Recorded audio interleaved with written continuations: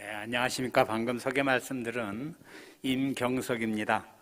성균관대학교 사학과에서 한국 근대사를 가르치고 있습니다.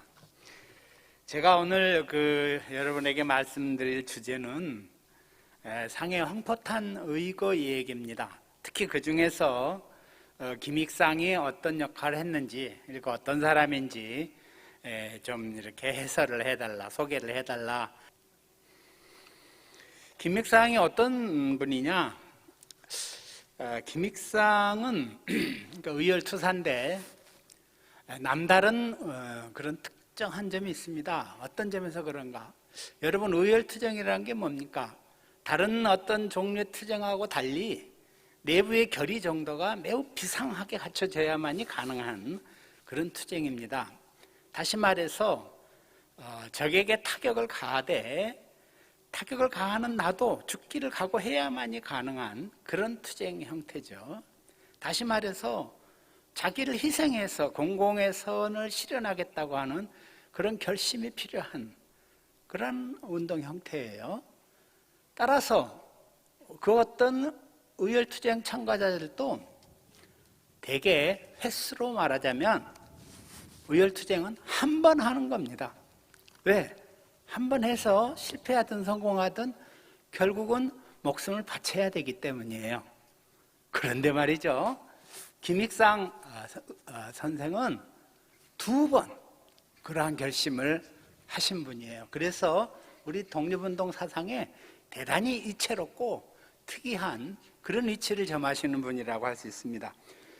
사람이 자기 자신을 위해서 사는 것이 생명체의 그런 모든 본성이라고 할 수 있는데, 자기 개인의 삶을 희생해서 공동체에 억압받는 이웃들의 복지를 위해서 살겠다고 하는 그런 결심이 결코 비범한 게 아니지 않습니까?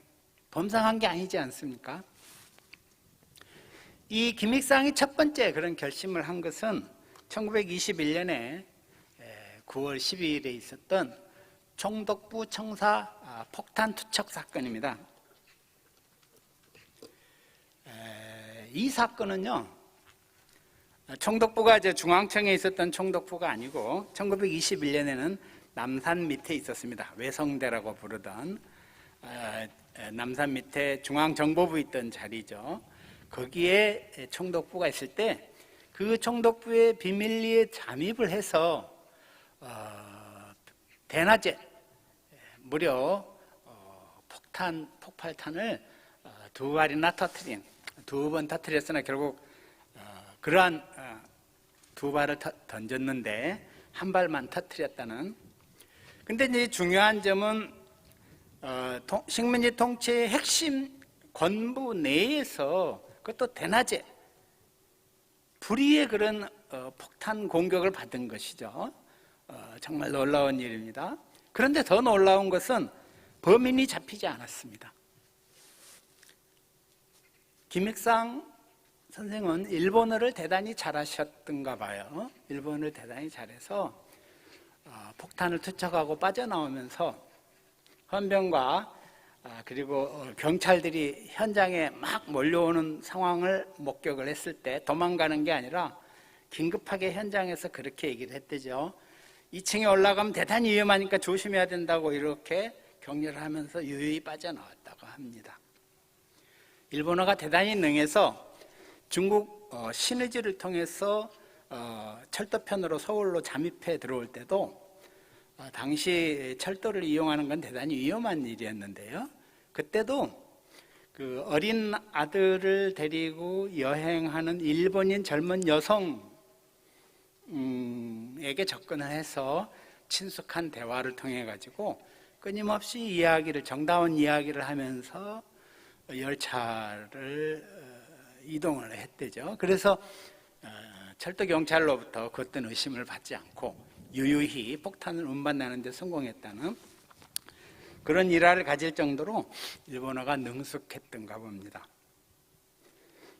중요한 것은 이 총독부 청사 폭발 사건의 범인을 일본 경찰은 끝내 알 수가 없었습니다. 21년 9월은 물론이고 서울에 온통 비상선을 내리고 온갖 조사, 삼엄한 경비 조사를 했는데도 불구하고 끝내 범인을 발견하지 못했어요. 나중에 알고 보니까 김상옥 의사는 폭탄을 던진 다음에 바로 철도편으로 해서 신우지를 거쳐서 국경을 빠져나갔더라고요. 두 번째 결심이 뭐냐? 바로 황포탄 의거입니다. 여러분에게 제시한 팸플릿 5페이지를 한번 봐보시기 바랍니다. 황포탄이라는 것은 지명인데요.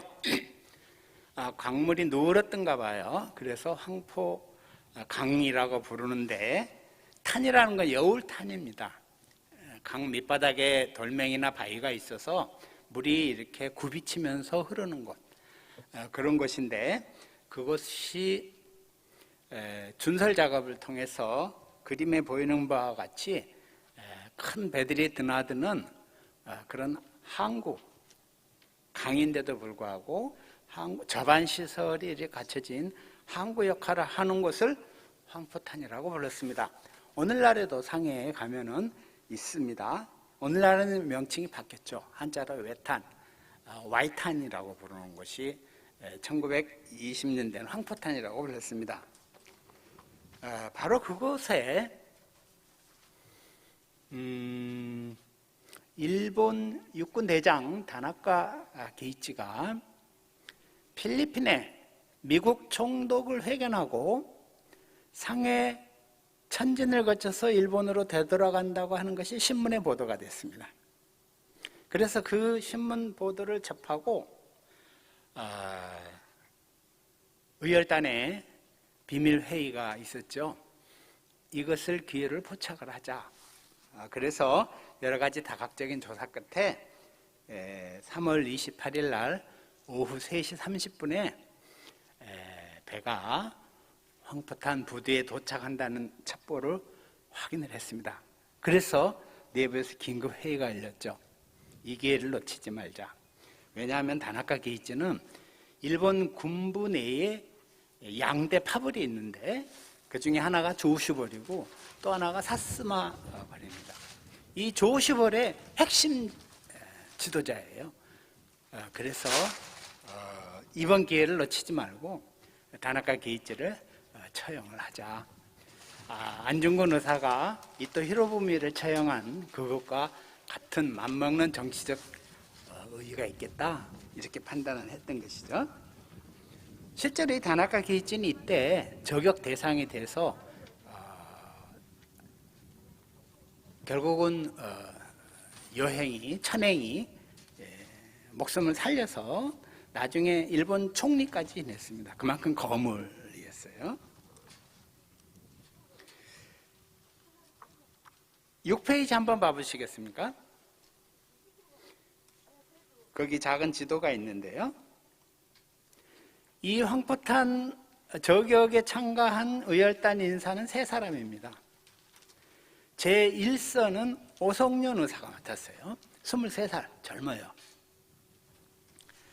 권총으로 저격하기로 했습니다. 아주 백발백중의 명사수였다고 합니다. 그래도 혹시 모르니까 제2선을 김익상이 맡았습니다. 김익상은 폭탄을 던지기로 했어요.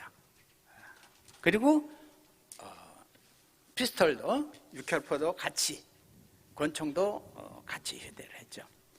제3선이 이종함인데, 이종함은 죽기를 결심하지 않기로 했어요. 다시 말해서 상황을 봐서 마지막에 가능하다면 행동을 하되 가능하면 노출하지 않는 그런 위치로 배치가 됐다고 합니다.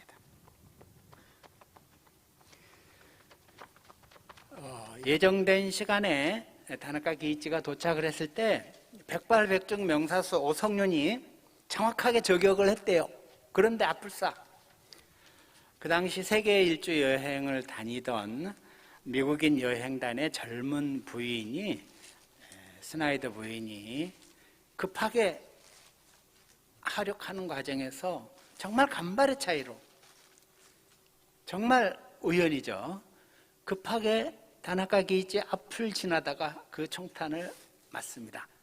세 발을 가슴과 흉부에 세 발을 맞고 10분 후에 절명을 하죠. 그래서 다나카 게이지가 긴급히 자기가 저격당하는 것을 알고 몸을 피하는 동안에 제2선 김익상 의사가 폭탄을 던졌는데 불사 폭탄이 불발탄입니다.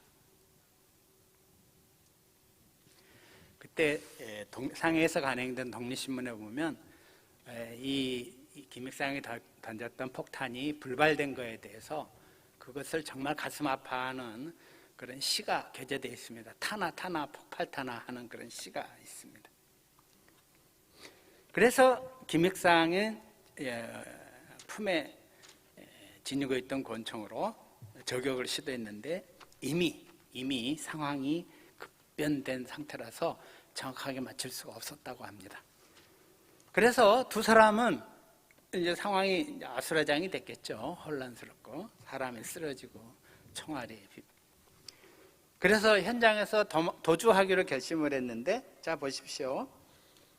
그 작은 지도에 북쪽으로 위쪽으로 이렇게 올라가다가 왼쪽으로 꺾어서 다시 위로 올라간 사람이 김익상입니다. 그리고 왼쪽으로 해서 밑으로 내려오다가 체포된 사람, 이 사람이 오성윤입니다. 그래서 두 사람은 현장에서 체포가 돼가지고 7페이지에 있는 일본 총영사관 경찰부의 유치장에 수감이 됐죠. 자, 이게 황포탄 사건 전부입니다. 그런데 이 황포탄 사건에는 놀라운 이야기들이, 영화보다 더 드라마틱한 이야기들이 숨어 있습니다. 그 이틀 전에 의열투쟁을 결심하기 그 이틀 전에 의열단 비밀회의가 상해에서 열립니다. 석별연이죠. 3페이지 봐보시겠습니까? 거사 이틀 전야 프랑스 조계의 101호 정운리 18호라고 하는 그곳에서 8사람이 밤에 몰래 모여서 회의를 합니다. 이유는 뭐냐? 유언을 듣기 위해서예요. 죽기를 결심한 두 동지 오성룡과 김익상의 유언을 듣기 위해서 살아있는 동료들이 모여서 듣는 그런 자리였어요. 거기서 김익상이 남긴 유언이 이겁니다. 4페이지 한번 보시죠. 4페이지 오른쪽 위에 이렇게 좀 구겨져 있는 그런 편지 같은 거 보이십니까? 놀랍죠? 이 편지가 발견이 됐어요. 이 사료가, 원본이. 거기에 이렇게 적혀 있습니다. 약산에게, 의열단 지도자 약산에게 다른 사람들의 말을 너무 쉽게 듣지 말라. 너무 믿지도 말아야 되겠다. 김은봉 선생이 말을 잘 들어줬던가 보죠. 그리고 그 밑에 약산에게 부탁하는데 내 딸을 공부시켜서 여성혁명가가 되도록 교도하기를 부탁한다. 이걸 마지막 유언으로 남겼습니다. 김익상에게는 3살 난 딸이 있었어요. 이름이 점석이었대요. 그 딸이 밟힌 거죠. 눈에 밟힌 거예요. 목숨을 던지기로 결심한 자리에 딸의 교육을 동지들에게 맡기고 투쟁의 현장으로 표표히 출발했던 것입니다.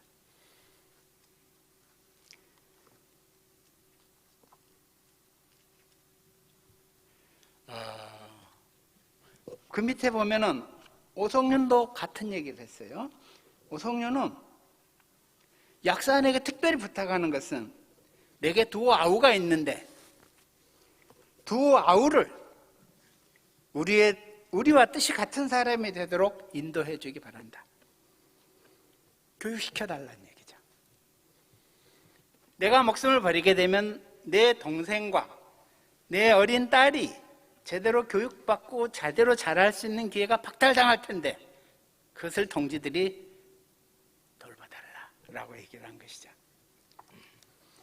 이 기가 막힌 유서가 담긴 이 사료는 미국의 내셔널 아카이브라고 하는 곳이 있습니다. 그곳에서 약 한 30년쯤 전에 방선주 교수가 발굴을 해가지고 독립기념관에 기탁을 해서 오늘날 연구자들이 볼 수 있게 그렇게 되어 있습니다. 이거 자세히 보시면 그대로 글자도 읽을 수가 있습니다. 또 하나 드라마틱한 일이 있어요. 상해 영사관 경찰에 체포됐던 2명의 피고인 가운데 오성윤이 탈옥을 합니다. 놀라운 일이죠. 탈옥을 해요. 그 탈옥할 때 썼던 주머니 칼, 이게 유명한 히고노가미래요. 아주 작은 이 칼을 이용해서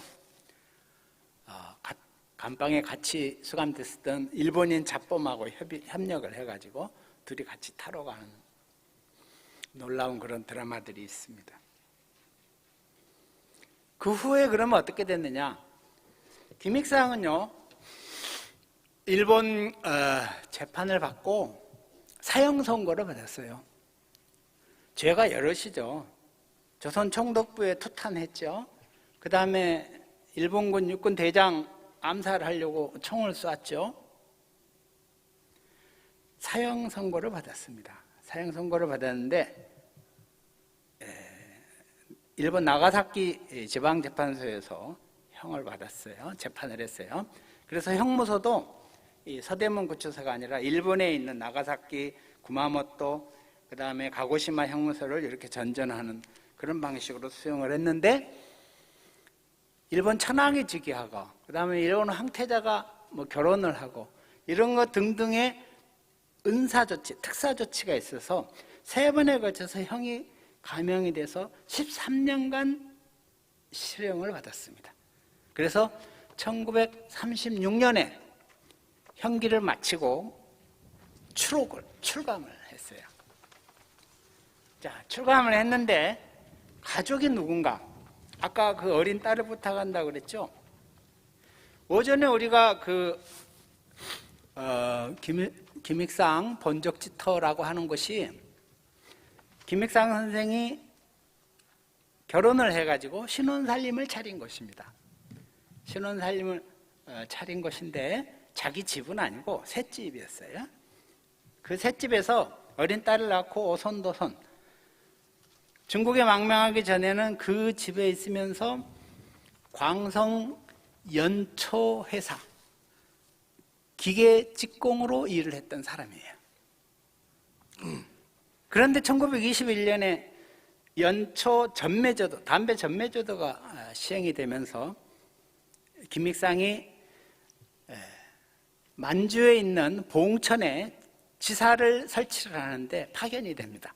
그래서 광성 연초 회사에 봉천지사 기계감독으로 파견이 되는 것이죠. 바로 그때 그걸 이용을 해서 김익상은 정치적 망명을 결행을 하는 것이에요. 그러니까 그 본적지터라고 하는 것은, 본적지는 신혼살림을 차렸다가 만주를 통해서 망명하기 전까지 살았던 바로 그런 것인데, 바로 거기에 어린 딸이 있었던 것이죠. 맨 마지막 페이지 보면 1926년인가 동아일보 기사에 인터뷰 기사가 나옵니다. 김익상의 가족들이 어떻게 살고 있는가. 거기에 보면은 아주 형편이 어렵더라고요. 어려운 형편에서 딸 하나 7살까지 자랐어요. 점석이가 7살까지 자라서 그 딸을 데리고 송씨 부인이 이렇게 어렵게 살고 있다고 하는 것이 묘사되는 그 기사가 나오는 것으로 더 이상 가족에 대한 정보는 역사가들이 찾지 못하고 있습니다. 해방이 됐어요. 1945년에 김원봉 의백이, 김원봉 단장이 귀국해가지고 의열투사들의 가족을 찾았습니다. 특히 김익상의 가족을 찾았어요. 어린 딸이 생각나잖아요. 유서를 들었는데. 그랬더니 가족은 결국 찾지 못하고 오촌 조카를 만났습니다. 1936년에 감옥에서 나온 김익상이 오촌 조카에게 몸을 의탁을 했다고 합니다. 그때 가족이 어떻게 됐는지, 송씨 부인과 어린 딸은 어떻게 됐는지에 대한 정보는 없고, 이 오촌 조카 김기복과 같이 살았다는데, 이 김기복이 김익상의 마지막 말을 김원봉 단장님한테 전해주는 거죠. 요주의 여시찰 인물에 대해서 계속 경찰이 쫓아다녔는데 결국 1941년에 감시 형사와 격투를 벌이다가 한강 근처에서 투신한 것으로 안다. 이게 김기복 조카가, 오촌 조카가 김원봉 단장하게 했던 김익상의 마지막 말입니다. 자, 의열투사가 투쟁에 앞서서 헌신을 결심하기 전에 눈에 밟히는 건 어린 가족들이에요. 어린 딸의 교육을 위해서 노력하는 것은 김익상의 동지들뿐만 아니라 바로 우리 공동체 구성원들의 모든 사람의 그런 책무가 되는 것 같습니다. 자, 그런 것들이 여전히 우리에게 역사적 사명으로 남아있다고 생각이 되고, 이와 같이 기리고 노력하는 것들이 그런 과정 중에 하나가 아닌가 이렇게 생각합니다. 아유, 감사합니다.